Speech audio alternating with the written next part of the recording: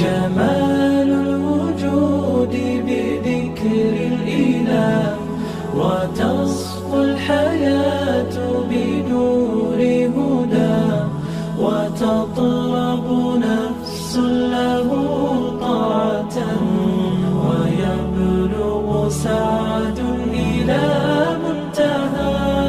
فؤاد شغوف إلى ربه أحاب